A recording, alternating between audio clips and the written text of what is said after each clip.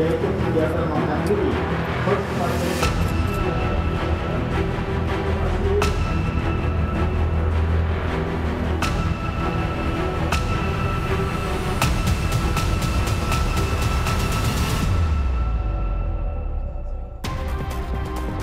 Saudara, Mahkamah Konstitusi tolak seluruh gugatan sengketa Pilpres yang diajukan Anies Muhaimin dan Ganjar Mahfud. Apakah atas keputusan ini semua capres akan menerima keputusan ini?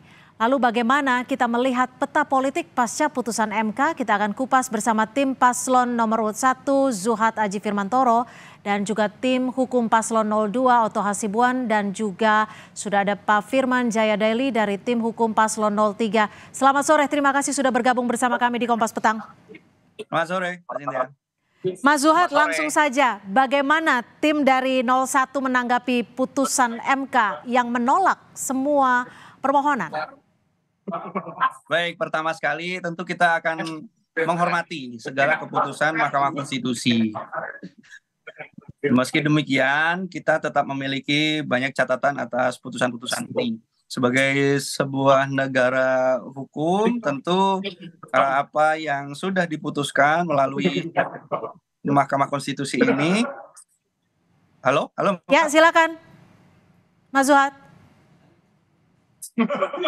Iya, jadi sebagai sebuah negara hukum, bagaimana yang sudah dituliskan dalam konstitusi kita, tentu kita menghormati betul putusan Mahkamah Konstitusi apapun bentuknya. Meski demikian, kita tetap memiliki banyak catatan atas putusan yang tadi sudah dibacakan oleh Mahkamah Konstitusi, gitu. Bahwa kita agak di luar ekspektasi gitu ya. Kemarin kami benar-benar optimis karena melihat proses persidangan yang begitu substantif begitu dilaksanakan oleh Mahkamah Konstitusi. Tapi tiba-tiba di ujung ketika membicarakan soal pokok perkara, tiba-tiba Mahkamah perspektifnya bergeser menjadi sangat normatif. Oke, di luar ekspektasi. Kalau dari Pak Firman sendiri seperti apa? Kalau dari 01 di luar ekspektasi, kalau dari 02 seperti apa? Di sini kan juga ada dissenting opinion dari 3 hakim. Pak Firman.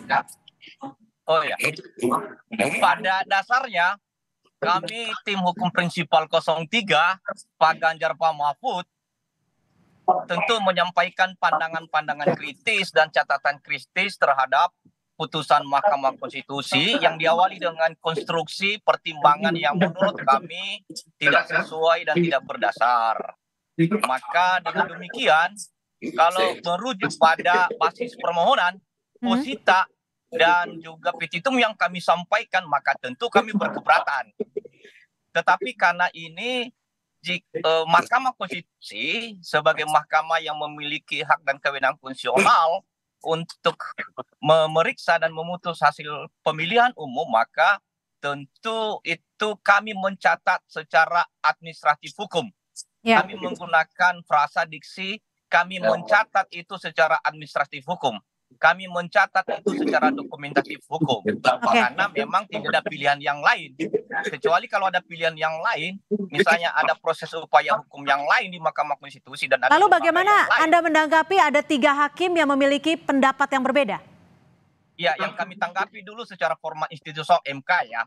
Tetapi kami juga mencatat betul pemikiran basis pertimbangan yang disampaikan oleh ketiga hakim Mahkamah Konstitusi yang merupakan dan berlatar belakang guru besar hukum, ketiga perguruan tinggi yang menyampaikan dissenting opinion.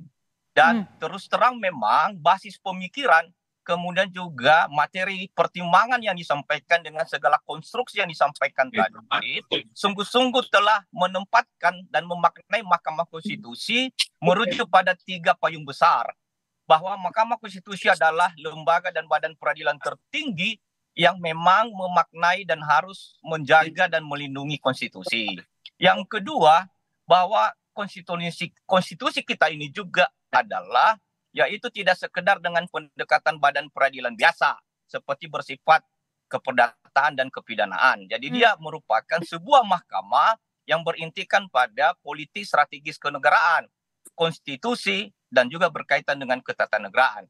Untuk itu maka payung ketiga adalah bahwa juga paradigma konstitusi soal pilpres itu adalah paradigma kualitatif. Jadi keadilan substansial. Jadi kalau merujuk pada perspektif itu, maka pemikiran 3 hakim konstitusi yang menyampaikan dissenting opinion memang sesuai dengan apa yang kami sampaikan, ya apa yang kami mohonkan di dalam posita permohonan, kemudian juga sebagai petitum kami. Itu pandangan kami, Mbak. Baik, sekarang kita ke Bang Oto. Bang Oto, bagaimana Anda menanggapi? Cukup puaskah dengan putusan Hakim MK yang menolak seluruh permohonan? Ya, tentunya dari hasil akhir tentunya kami harus jujur mengatakan puas dengan putusan itu, karena amar putusannya kan menolak permohonan seluruhnya daripada 01 maupun 03.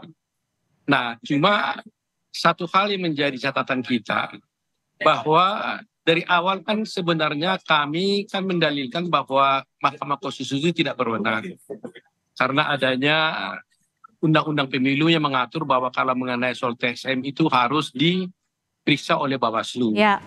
Nah, sekarang ada putusan Mahkamah Konstitusi sekarang ini sudah memperbarui semua faktor itu. Jadi sekarang Mahkamah Konstitusi menyatakan bahwa ternyata Mahkamah Konstitusi berwenang sepanjang Bawaslu tidak melakukan tugasnya secara optimal. Itu tadi pertimbangan daripada Mahkamah Konstitusi itu. Nah, berarti sekarang ini dalam perkara ini berarti Mahkamah Konstitusi telah memeriksa perkara ini secara substantif sesuai dengan keinginan daripada 01 maupun 03. Nah, kemudian ternyata setelah dipenuhi permintaan 01 03 untuk memeriksa secara substantif, ternyata Mahkamah Konstitusi menyatakan bahwa pelanggaran-pelanggaran yang dituduhkan kepada 02 itu tidak terbukti. Itu makna daripada putusan tadi itu. Oke, Bang Oto, lalu bagaimana Anda menanggapi perbedaan pendapat dari Hakim Saldi Isra, Hakim Erni, dan juga Hakim Arief Hidayat? Ya, saya terus terang aja melihat perbedaan pendapat itu kan wajar ya, tapi saya hanya menyayangkan bahwa dissenting opinion tersebut yang disampaikan itu tidak menganalisis secara substantif kenapa mereka berbeda. Hanya disampaikan di sana bahwa sesungguhnya mereka harus melihat secara substantif, tapi sesungguhnya kan sebenarnya yang 5 hakim itu sudah substantif gitu loh.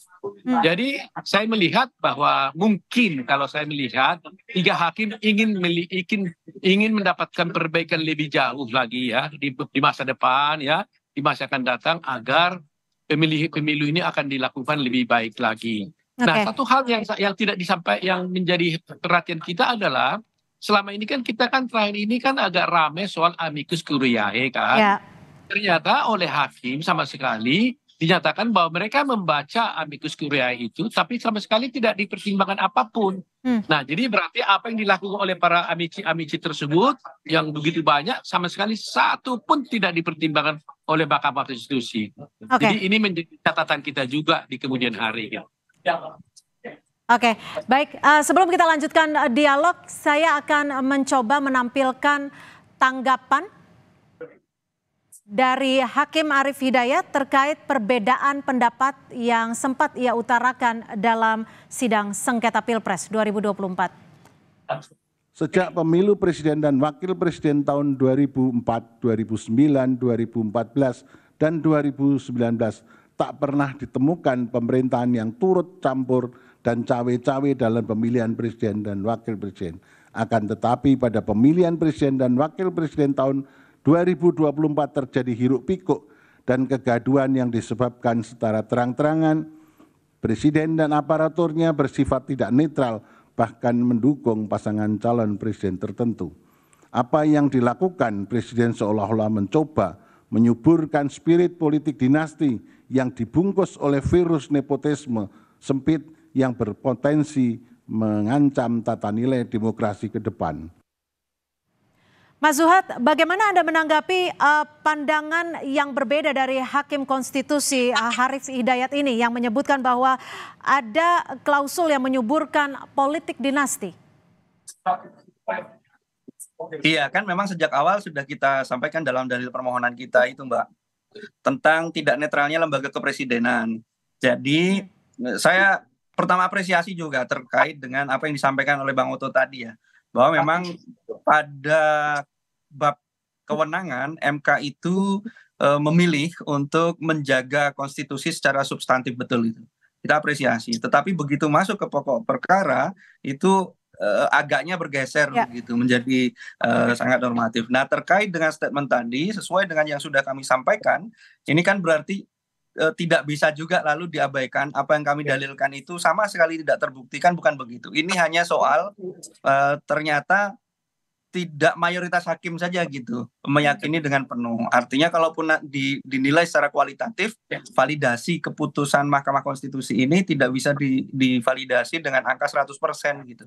Ada persentase di mana hakim meyakini apa yang kami dalilkan. Meskipun ya barangkali dari sisi kuantitatif seperti yang sering disampaikan oleh pihak 02 itu mohon maaf maksud saya paslon 02 melalui kuasa hukumnya itu memang tidak terpenuhi secara kuantitatif sekali lagi, tetapi secara kualitatif patut dipertimbangkan dan kami meyakini memang sebenarnya sudah terbukti.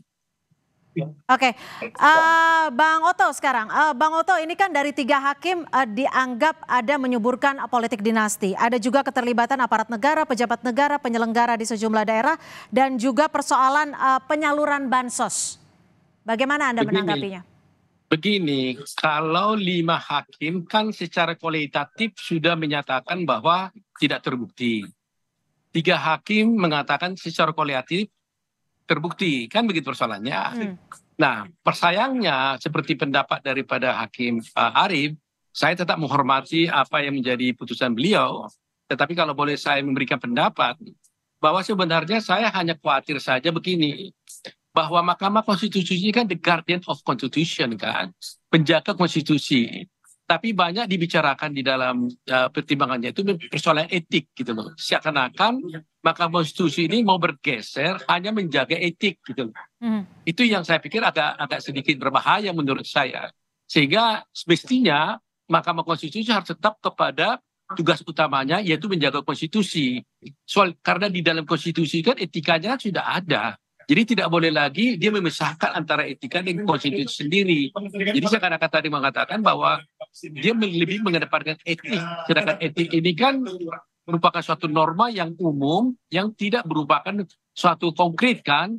Nah, padahal ini kan sengketa. Jadi harus kita ingat, ini sengketa. Kalau ada sengketa, berarti ada 2 kepentingan yang bertabrakan atau lebih gitu. Oke.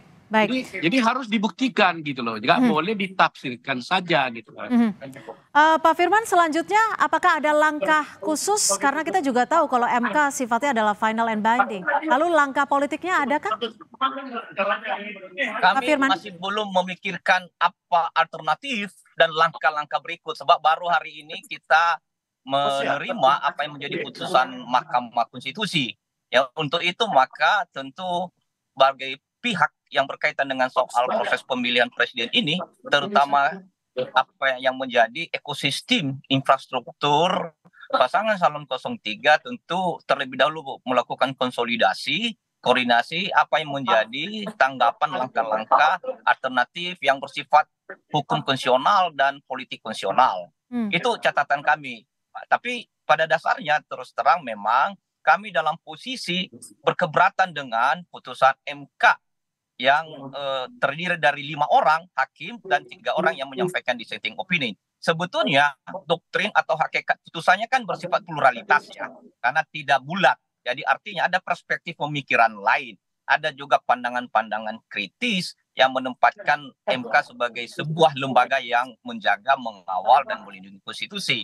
Nah untuk itu maka tentu kami mencatat ini sebagai putusan Mahkamah Konstitusi, lembaga negara, secara administratif hukum dan secara dokumentatif. Soal langkah-langkah politik konstitusional, langkah-langkah hukum konstitusional tentu menjadi tata catatan internal untuk kami konsolidasi terlebih dahulu. Begitu Mbak. Oke, kalau dari tim hukum 01 sendiri akan seperti apa nih? Apakah akan menyiapkan langkah khusus atau mungkin sudah dipersiapkan peta politiknya akan seperti apa? Ya baik Mbak, untuk langkah hukum berikutnya tentu kita akan menyampaikan ini merapatkan ini terlebih dahulu di internal. Lalu untuk langkah politik tentu yang lebih legitimate menyampaikan itu teman-teman relawan dan partai politik lebih legitimate untuk itu serta capres-cawapres. Hanya saja sekali lagi apa yang hari ini sudah diputuskan oleh Mahkamah Konstitusi sebagai satu keputusan lembaga yang berwenang, kita tetap menghormatinya. Bahwa ada catatan-catatan itu pasti, dan itu akan kita kemudian akan koreksi, tapi bagaimana langkah koreksinya nanti akan kita sampaikan berikutnya. Baik, terima kasih Mas Zuhad Aji Firmantoro, tim hukum dari 01, Bang Oto Hasibuan, terima kasih juga Pak Firman Jaideli sudah bergabung bersama kami di Kompas Petang. Terima kasih atas perspektif Anda. Selamat sore.